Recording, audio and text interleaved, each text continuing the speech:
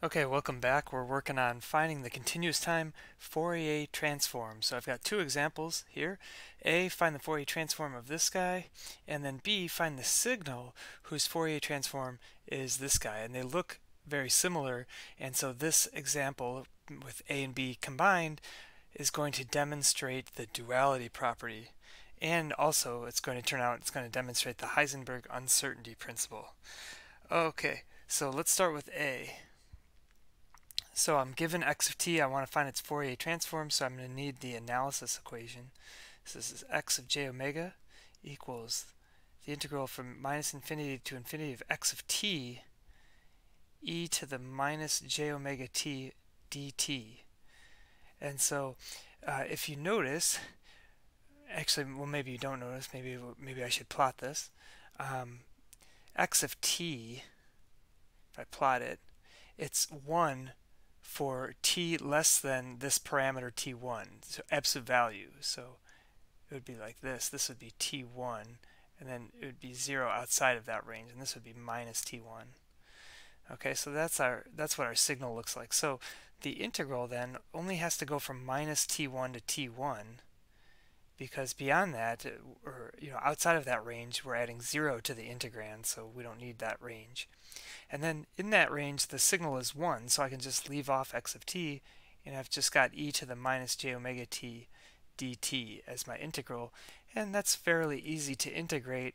I can just bring the minus 1 over j omega out, e to the minus j omega t integrated from minus t1 to t1, and just as a sanity check, I'm just going to take the derivative of this and see if I get back the integrand. So from the chain rule, I need to multiply by minus j omega, and that cancels with this minus 1 over j omega, and I get back the integrand. So I'm good to go. I'll plug in the top bound. That gives me e to the minus j omega t1 minus e to the positive j omega t1. And if you think that that looks like a sign, you're right. So if I bring in the minus sign, that allows me to interchange these two things. I'll bring in the j. I'll also multiply by 2 and divide by 2.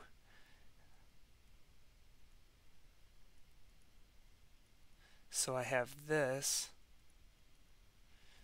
excuse me, minus 1 over j2 e to the minus j omega t1, like that. And then again, we said we have a sign there, so this is the sine of omega t1 over omega, like that, and that would be the Fourier transform of that signal. Alright, so let's take a look at this. Actually, we want to gain some insight. What is this telling us? So this is going to be omega. I'm going to plot this. This is purely real. And the reason this is real, it turns out, is that because x of t is even. But that's a property that we'll get to later. But anyway, this is real, so it only takes one axis, or one coordinate system, one plot, to plot this. So I'm just going to make a plot of this. And if you see, we run into a problem at 0. We have sine of 0 over 0. 0 over 0. This is a sinc function, pronounced sinc. We encountered this in a previous problem. This is the sinc function, and sinc function is like sine x over x. Okay, and so we can actually investigate its behavior around 0 if we use L'Hopital's rule. If we take the limit as omega goes to 0 of this thing. Okay, this is a common function, by the way, in signal processing. You'll see why in part B. But anyway, L'Hopital's rule says that I can take the derivative of the top, right, divided by the derivative of the bottom, and then plug in omega goes to 0, right? And so if I do that, now I have the cosine of 0, which is 1, and so this thing is 2t1. 2t1. So I'll just point out then that at 0, even though I have a gap, I'm just going to fill in the gap, and that's 2t1, and then this thing kind of oscillates like this. It's even, okay, and that's what it looks like. So the sine wave is, is causing the oscillations, and as omega goes to infinity, as it gets larger in magnitude, then the oscillations go down, right? The magnitude is dropping. So that's what we have here. And it's also worth noting where these zero crossings are at. This is going to help us understand a little bit later when we compare this to B. So let's get those zero crossings. So when is this thing zero? When the numerator is 0, sine of omega t1 is equal to 0. Well, when is that 0? That is 0 when omega t1 is some multiple, so k is an integer, of pi, right? Where k is not 0, because we handled the 0 case already, but when k is plus or minus 1, plus or minus 2, and so on, right? The sine of pi, the sine of 2 pi, and so on.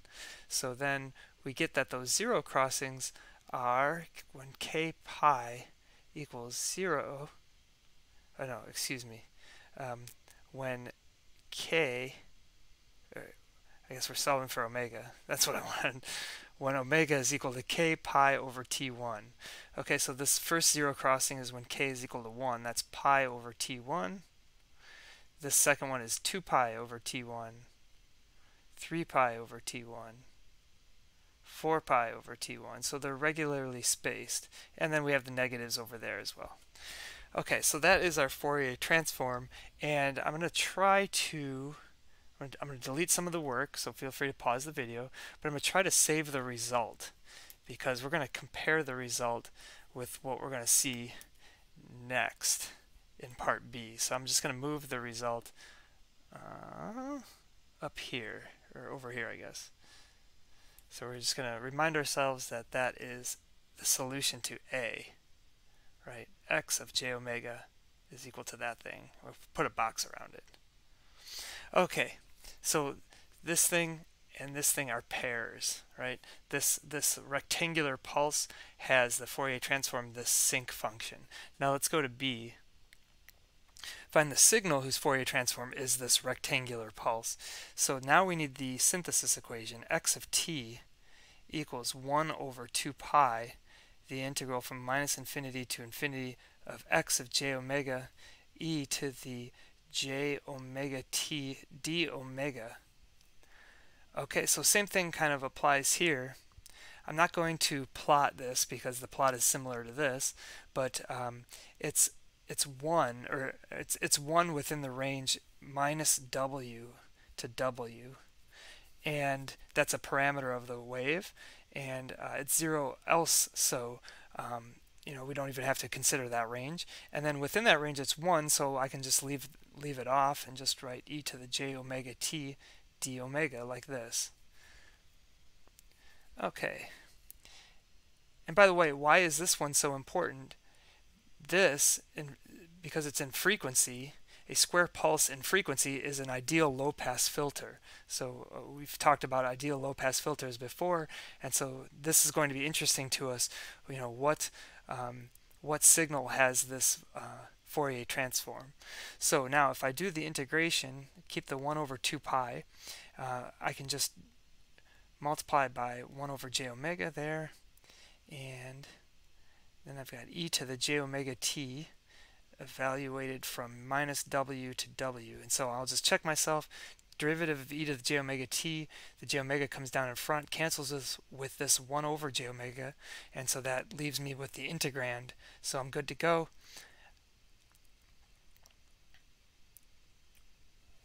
Oh, actually, no, I'm sorry, let me back up. That's a subtle point here, is that I'm integrating versus w. So this should not be or not w, omega, excuse me. I'm integrating versus omega, so this should be a t, because the t is the constant here when we're integrating versus omega. So I need a t there. This is 2 pi j t. Then I plug in e to the j w t. W is a parameter. minus e to the minus j wt. Okay, and if you think we have a sine wave there, you're right. I'll bring in the 1 over 2j, so this leaves me with 1 over pi t times, and then I bring in the 2j, and then I have the sine, right? I have the sine of wt. Interesting. So we're going to say that our answer then is that x of t equals the sine of wt over pi t. That's the answer. So this signal in time has this ideal low-pass filter-ish kind of looking thing in frequency. So let's plot this and let's have a look at what we're dealing with here. It's very similar to what we drew previously. So now this is time, right? And we have another sinc function, sine of t over t. So we know that at 0, this thing is actually let's find it. At 0, we can say omega or w cosine of wt by taking the derivative of the top, right, over the derivative of the bottom, plugging in t is equal to 0, and so this gives us w over pi. W over pi is the height here. And then the same thing's going to happen. We're going to have something like this. And that's an even function. So this is not to confuse ourselves, this is a signal in time, right? This previous answer was the Fourier transform. Okay, so let's find these zero crossings now.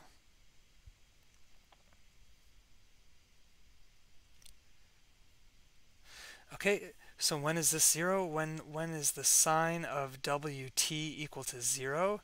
Well, that's when wt is equal to some multiple of pi, where k is plus or minus 1, plus or minus 2.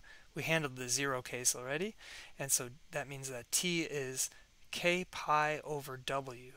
So this is pi over w, 2 pi over w, 3 pi over w, 4 pi over w, and so on. Okay, so now first I want to look at the duality property. The duality property says that, well, here's an example of the duality property. So if this square pulse in time has this Fourier transform, the sinc function, then the sinc function in time has a Fourier transform that's a square pulse. You see that? Square pulse is to sinc function as sinc function is to square pulse. So that's the duality property. Now, the next property I want to look at is the Heisenberg uncertainty principle. Heisenberg uncertainty principle.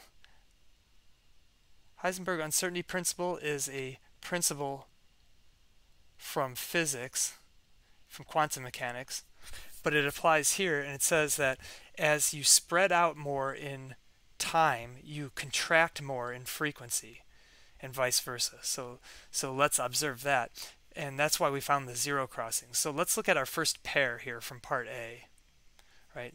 This guy and this guy. As I spread out more in time, so notice as t1 gets larger, then x of t would be spreading out more in time, right? What would happen to x of j omega, its Fourier transform? Well, I've got pi over t1, 2 pi over t1. So as t1 gets larger, these zero crossings go to 0. So what would happen here is that we would have something like this, and the height would go larger, right? So we'd have something like this. As this thing gets wider, this thing gets narrower, and that is the Heisenberg uncertainty principle. And that makes sense because this thing is telling us the frequency content. So as x of t gets wider, it becomes more of like a DC signal. It's on for much longer, and so more of the energy in the Fourier transform is concentrated around the 0 frequency. Okay, now let's look at part B. Part B had this transform. I guess I'll draw it. So if we had w minus w, so this is the exact opposite case now. where I have a sinc function in time, and its Fourier transform was this low-pass filter, the square pulse in frequency. Okay, and again, if I take W goes to infinity, when W goes to infinity, the frequency now is getting more spread out, right? So I'll draw that in blue. I'll draw the frequency getting more spread out in blue, right? So what happens in time as W goes to infinity? Well, the zero crossings become closer to zero. Pi over something that's getting larger is smaller, and then but this value gets larger, and so what you get is something like this. And again, as we get more contracted in time, we get more spread out in frequency. That's the opposite of what we just said in part A. So that's the Heisenberg uncertainty principle.